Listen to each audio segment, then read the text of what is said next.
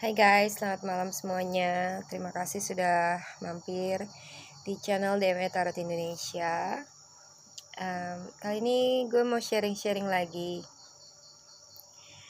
Kali ini topiknya agak sedikit berbeda dan untuk orang dewasa ya, mungkin yang lagi ngalamin masalah, yang lagi stres, lagi putus cinta mungkin, atau lagi ada masalah keuangan or whatever your problem. Buat teman-teman yang ngerasa depresi mungkin ya atas kehidupan ini, atas roda kehidupan yang mungkin lagi ngelindas kita, dan sometimes kalian ngerasa nggak sanggup untuk ngejalaninnya, dan juga seperti nggak ada siapa-siapa, nggak ada bantuan, berdoa pun nggak ada jawaban, or harapan kalian nggak dikabulkan misalnya ya, or whatever. Dan at the end ada bisikan maut, ya kan?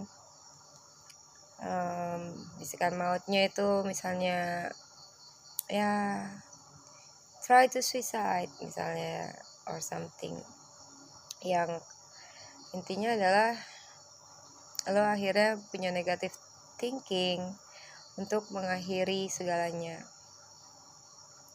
memaksakan untuk mengakhiri segalanya. Gue tahu ini topik yang gak gampang untuk diterima, dan juga berat ya pastinya, dan mental ya, it's about mental, dan ada juga sangkut pautnya dengan belief system personal masing-masing. Pastinya kalau menurut ajaran agama, bunuh diri itu dilarang ya, dosa, ya kan? Untuk maksud apapun, yang gue tahu katanya udah pasti masuk neraka misalnya ya,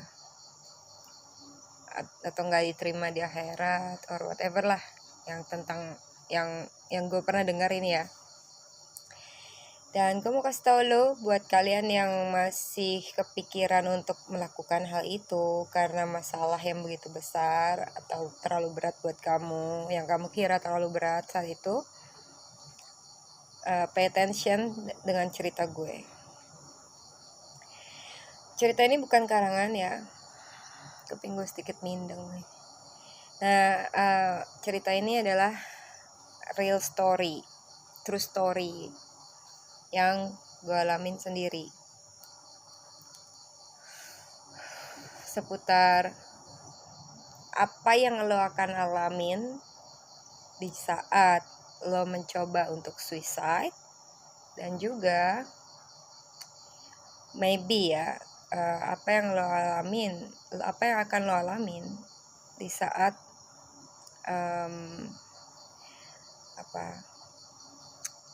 it's time to go gitu ya, atau waktunya lo untuk meninggalkan dunia ini.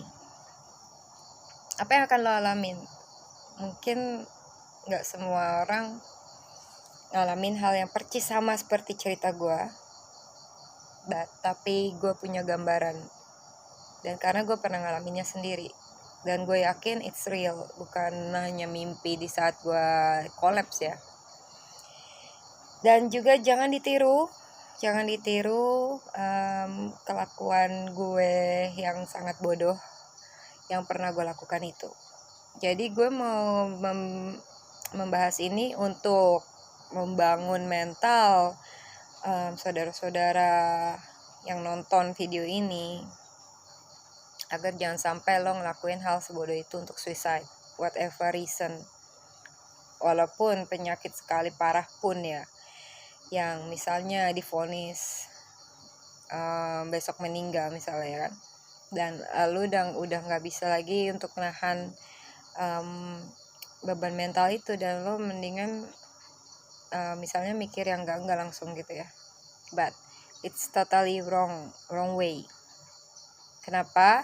Gue ceritain nih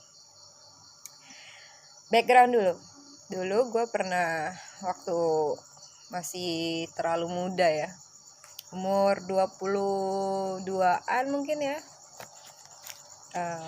kurang lebih 10 tahunan yang lalu. Di saat itu gue super depresi, abis diputusin pacar, mungkin juga diselingkuhin sama dia. Terus nggak ada kerjaan, belum dapat kerjaan, pengangguran ya, broken home, orang tua caci maki, dan juga nggak punya duit sama sekali. Plus wah banyak deh teman-teman ngejauh karena mungkin dia takut gue minta bantuan mungkin or something, gue nggak tahu. But di saat yang seperti skakmat itu nggak ada siapa-siapa, udah lagi broken heart, semua keadaan kayak jadi satu. Itu yang digambarkan seperti Ten of Swords ya. Kalau ada 11 mungkin 11 pedang mungkin ya yang gue alamin itu. Dan akhirnya I'm not worried to end these things ya. Udahlah, gue udah gak sanggup lagi. Gue punya waktu itu gue mikir ya, kalau gue bisa mengatur apa yang gue gak mau untuk hadapi, gue kira ya. So jadi gue kira dengan cara gue trying to suicide, gue nggak perlu lagi menghadapi hal-hal yang bikin gue gila ini gitu kan. Kok susah banget, gue mikir gitu kan waktu itu ya. But anyway, lalu gue coba untuk waktu itu minum Baygon ya. Coba untuk minum Baygon, 1 botol Baygon tuh ya, gue minum habis. Rasanya sih ya enggak banget sih ya, sesuatu yang nggak bakal mau dicoba orang lah ya. Nyamuk aja kolaps, nyamuk aja koit ya kan. Well, sambil bercanda aja ya. Itu gue inget banget tuh di saat gue lakukan itu sekitar jam maghrib mungkin 6:30 malam. Dan gue lakukan itu di kamar gue, di tempat tidur, dan juga gue pasang lagu mellow, lagu galau. Sorry. Dan gue udah tahu, gue udah siap gitu ya, apapun yang akan gue alami setelah ini. Dan gue rasa sih gue gak akan ketemu kamar gue lagi atau siapapun lagi yang pernah gue kenal ya kan. Well, akhirnya beberapa menit ya setelah gue minum cairan itu, kok gue kan baringan ya, dan gue ngelihat ini nih ya, kalian perhatikan baik-baik, gue ngelihat kamar gue itu mulai berputar. Jadi putarnya itu tuh kayak pelan ke kanan ya, putarnya ke kanan. Bukan gue yang muter, tapi kamar gue muter di pandangan gue. Seperti gue tuh seperti di tengah-tengah circle yang kamar gue itu bergerak gitu ya, bergerak ke kanan, pelan, mulai makin cepet speednya, makin cepet, dan lagu yang gue pasang di saat yang bersamaan itu makin mengecil suaranya. Itu yang gue alamin ya, suaranya makin kecil. Tiba-tiba yang gue lihat itu bukan kamar gue lagi. Kamar gue tadi udah muter kenceng ya, terus yang gue lihat itu bukan kamar gue lagi. Gue ngelihat jasad gue ngelihat badan gue ngelihat ruangan gue. Terus tiba-tiba gue ngelihat atap rumah kos-kosan gue. Excuse me. Terus gue ngelihat mobil-mobil, jalanan, pokoknya rame lah. Emang waktu itu masih rame ya di sekitar. Tapi anehnya, jadi gue kayak ngelihat itu dari sudut pandang atas gitu ya. Kayak gue tuh jadi kayak lagi nge-fly gitu ya, kayak lagi terbang ke atas. Dan anehnya mobil yang lagi lalu lalang, motor itu tuh jalannya tuh slow motion. Jadi mereka tuh nggak seperti ngebut seperti yang kalau kita lihat secara nyata, tapi mereka tuh kayak agak pelan gitu jalannya. Gue pernah konsultasi sama temen gue, mungkin karena speed gue as a spirit yang lebih cepat dibanding speednya di dunia nyata, speednya real life ya. Jadi gue tuh kayak sebenarnya gue terbangnya cepet gitu ke atas, tapi that's why gue ngelihat seperti mereka itu kok slow motion gitu ya, kayak agak pelan geraknya, padahal kendaraan itu lagi lalu lalang. Nah dari situ hilang lah semuanya, semua gambaran mobil-mobil dan rumah-rumah itu ya, yang kelihatan atapnya doang hilang. Gue ngerasa kayak kesedot gitu ya, di satu lorong yang gelap tapi kayak spiral gitu ya, lorong yang kayak spiral. Gue ngerasa kesedot di situ, dan tiba-tiba gue berhenti di satu situasi yang total gelap gulita. Gelapnya tuh luar biasa, sampai gue sendiri nggak bisa melihat tangan gue nggak bisa ngeliat apapun. Totally dark. Aduh, semutnya banyak banget. Sorry, ini gue disemutin nih sambil curhat. Nah, totally dark, dan gue yakin banget ya, gue nggak napas. Kayak gue tuh nggak butuh untuk menarik napas gitu ya. Tanpa bernapas pun gue masih sadar gitu saat itu di ruangan yang gelap itu ya. Itu gue ngerasa bukan ruangan ya, tapi satu kayak space, kayak contoh ya, misalnya di ruang angkasa gitu ya, yang bener-bener gue nggak tahu itu sebesar apa ruangan itu. Pokoknya kayak nggak ada sudutnya lah. Pindah dulu sebentar. Nggak ada sudutnya, dan hampa udara loh. Seriously, gue yakin banget itu ruangan itu hampa udara ya, nggak ada oksigen. Oops. Dan gue juga nggak perlu untuk bernapas, karena gue rasain banget kok gue nggak napas ya gitu. Kok gue masih bisa nggak napas? Gue pikir gitu kan ya, agak aneh kan, karena gue belum pernah mengalaminya. Dan gue dimanapun gue nggak tahu, saking terlalu gelapnya gue nggak bisa lihat apapun. Dan tiba-tiba gue lihat di pojok ujung sana ya, yang agak jauh, gue ngelihat bahwa kayak ada sinar gitu ya, sinar. Dan gue lari buru-buru untuk menghampiri sinar itu, ya kan. Gue yakin ya dari sinar itu yang super cerah sih sinarnya itu, tapi di agak jauh dari tempat gue berdiri saat itu kayaknya.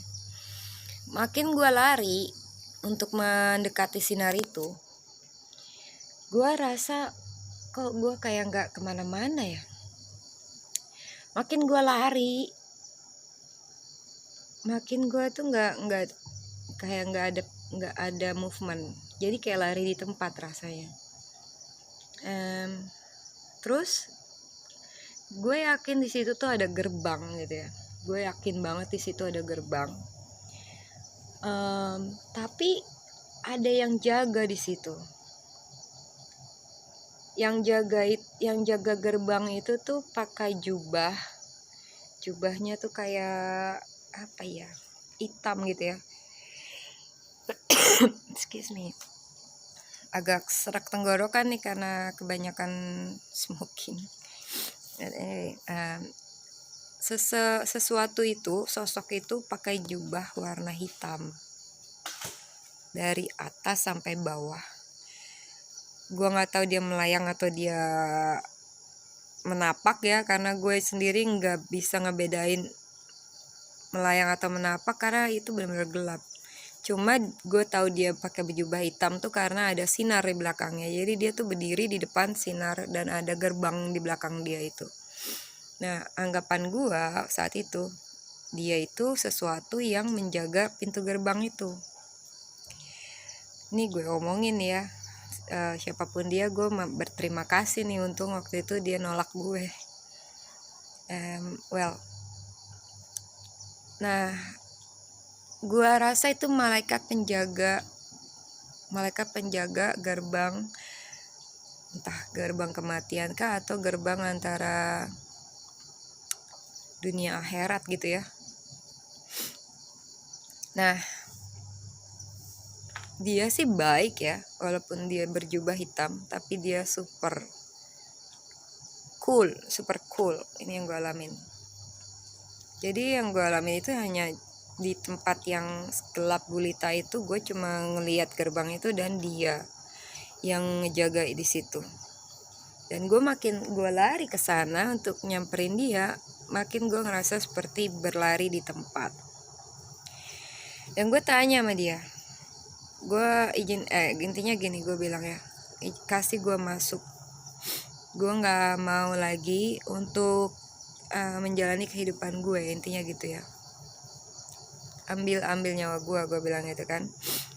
Terus dia jawab simple, dia jawab gini, aku tidak akan mengambil nyawamu anakku. Terus gue bales, jadi kita kayak ngobrol gitu ya, gue bales, tapi gue tuh udah banyak masalah dan gue nggak bisa untuk ngadepin ini.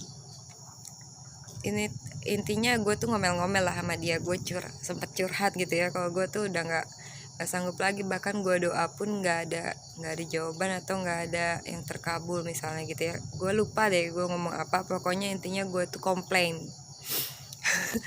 komplain ya kan. Apapun bacotan gue, apapun curhatan gue, dia hanya menjawab, aku tidak akan mengambil nyawamu anakku. Nah, terus ada lagi dia bilang gini, apa yang kamu kira saat ini, apa yang kamu rasakan saat ini tidak akan sama seperti apa yang akan kamu alami di kemudian hari. Kayak yang apa ya, kalimatnya itu. Jadi yang gue kira itu nantinya tuh nggak akan seperti itu gitu ya. Tapi gue masih yang kekeh gitu. Gue bahkan bilang ini, gue nggak mau balik. Kalau gue balik, gue akan malah tambah terlibat masalah yang lebih berat. Gue bilang gitu kan, yang gue nggak bisa handle, nggak sanggup lah.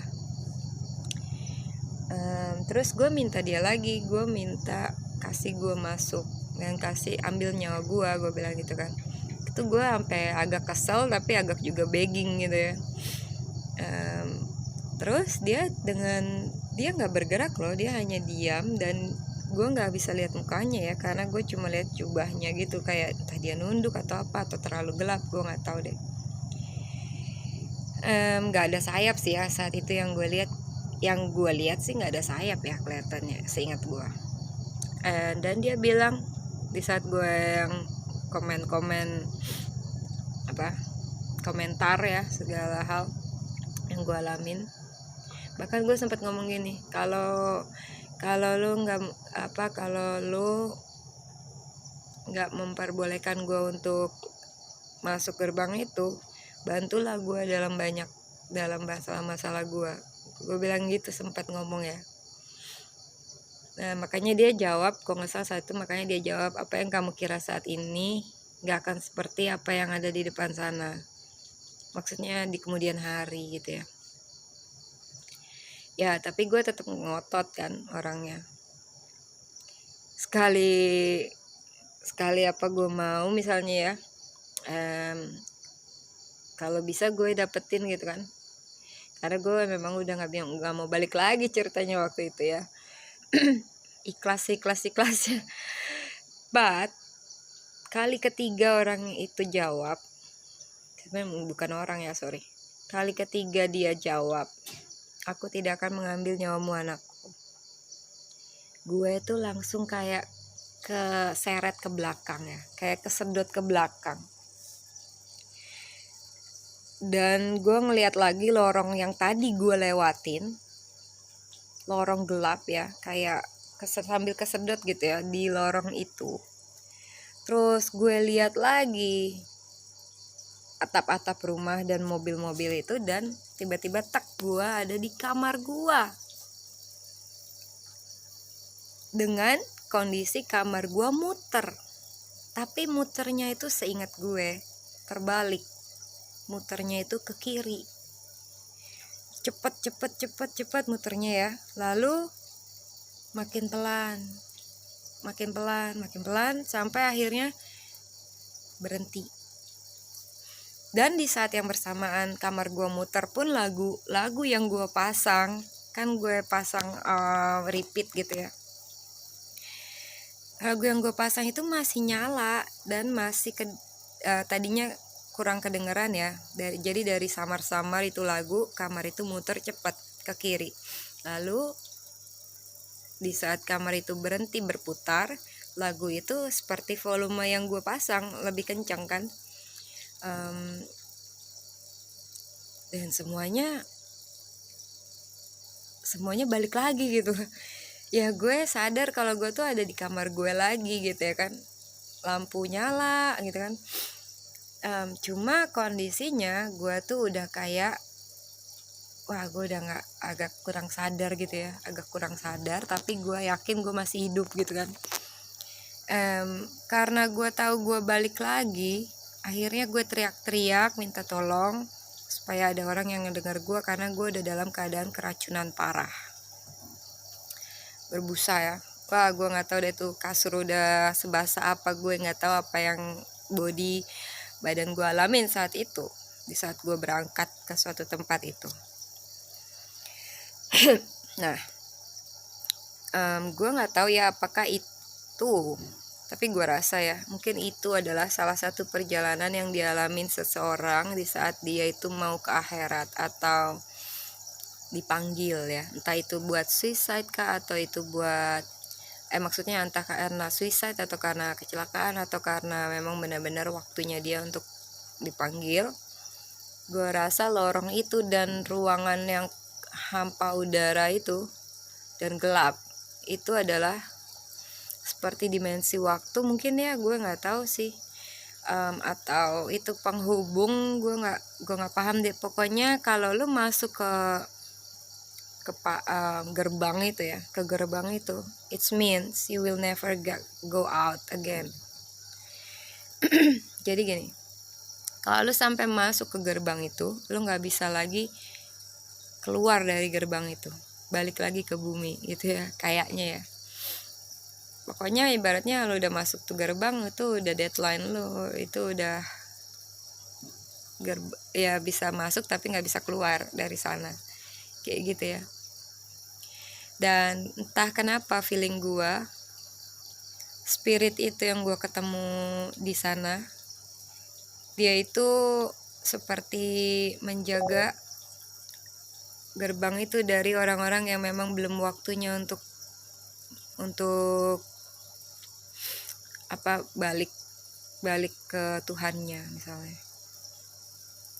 Walaupun dalam keadaan gue tuh sebenarnya mungkin udah kalau pas gue dibawa ke dokter ya, dokter pun tuh ngomong sama temen gue, ini mah aneh bin ajaib ya, keajaiban katanya gitu kan. Udah dicuci lambung kayak gini masih bisa hidup katanya, kata dokternya. But well, apa yang mau gue bilang adalah jangan pernah lo ngelakuin hal sebodoh itu yang pernah gue lakukan. Karena apa? Bener kata spirit itu, bahwa apa yang lo kira saat lo menderita itu atas permasalahan lo di bumi, mungkin di kemudian hari, entah berapa tahun lagi, atau mungkin tiba-tiba besok, atau could be in so many years, hidup lo akan totally berubah. Dan pasti Tuhan lo akan berikan lo kekuatan ataupun jalan keluar, walaupun maybe tidak seperti yang lo harapkan caranya, tapi akan ada solusinya day by day atau by the time gitu ya. Dan ya gue sih bersyukur untung gue masih hidup waktu itu, untung gue dibalikin ke bumi.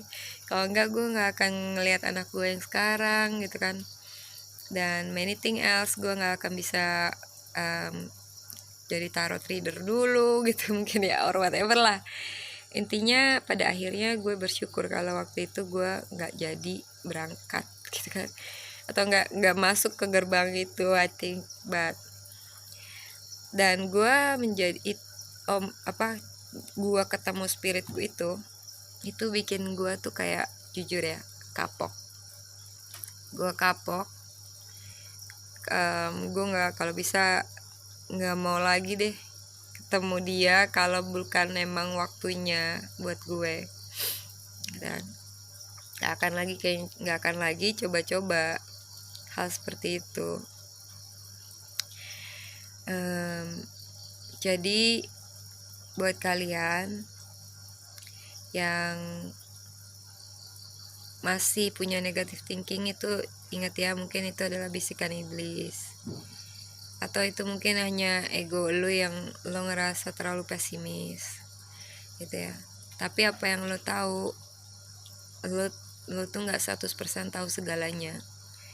Dia tahu lebih banyak dari lo, bahkan sampai apa yang akan lo alamin sampai lo tua. Gua rasa itu ya. Dan dia punya janji yang lebih baik buat lo, janji yang indah jika lo bisa melewati masa-masa kritis lo dengan berserah sama Tuhan, dan juga percaya sama dia, dan percaya bahwa dia itu nggak pernah tidur gitu ya. Dan ya dari situlah jujur setelah gue ngalamin hal itu ya, sampai saat ini gue selalu minta pertolongan dia, dan gue bilang sama dia bahwa dia akan bantu gue dalam banyak hal gitu ya. Gue gak akan sampai terpuruk lagi gitu kan. Dan itulah yang menjadi kekuatan iman gue di saat gue punya masalah yang mungkin buat orang lain itu masalah yang gak akan bisa diterima oleh mereka, tapi gue masih bisa menerimanya dengan tegar. Itu aja buat teman-teman. Dan ada satu lagi, perjalanan gue yang gue ceritain ke dimensi yang aneh itu ya, itu paling cuma secara sadar gue ya paling gak nyampe 3 menitan lah, gak nyampe 2 menit apa 3 menit ya gue ngobrol sama sesuatu itu atau spirit itu. Tapi di dunia real kan, gue bilang waktu gue minum cairan itu sekitar maghrib. Di dunia real gue balik lagi ke kamar sampai gue teriak minta tolong ke orang sekitar gue itu udah jam 3 subuh. Jadi kurang lebih 8 jam gue menghilang. Padahal yang gue rasakan itu seperti gue cuma ngilang tuh 3 menitan. Bayangin, berarti perbedaannya di dunia spirit itu dengan dunia real itu benar-benar jauh ya. 3 menitan dia anggaplah 8 jam kita. Kebayang gak lo? Ya, dari situlah kayaknya gue percaya kalau maybe waktunya dia dengan waktunya kita itu berbeda gitu ya. Ya buat kalian semangat, jangan patah semangat ya, jangan pesimis, dan juga jangan berpikir yang aneh-aneh, apalagi berpikir untuk suicide. Lupakan itu, hadapi dengan tegar. God bless you all, sukses selalu, sehat selalu, bye bye.